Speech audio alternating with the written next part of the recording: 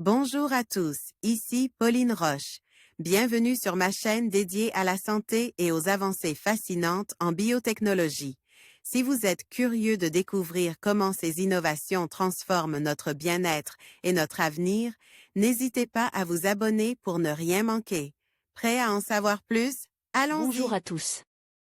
Dans cette vidéo, je vais vous parler de l'immunoglobuline E, souvent abrégée en IgE.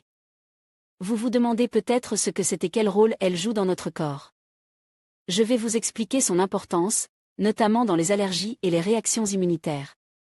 Restez avec moi pour découvrir comment cette molécule influence notre santé et ce que cela signifie pour ceux qui souffrent d'allergies. C'est parti. Une immunoglobuline se compose de deux chaînes lourdes, CH1 à CH3, et de deux chaînes légères, Cl, reliées entre elles.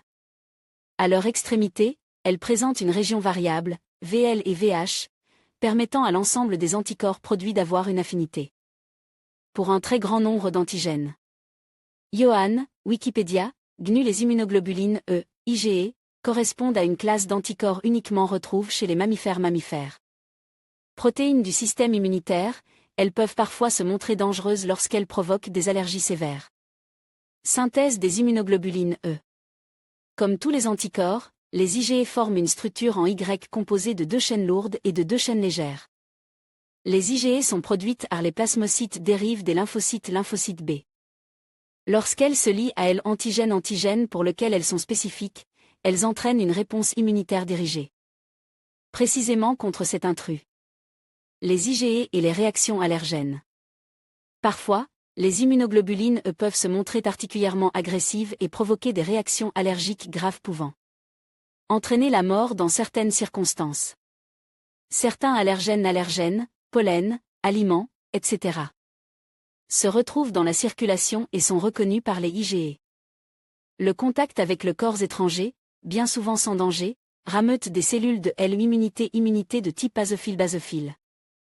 Éosinophiles et mastocystes, causant une réaction inflammatoire.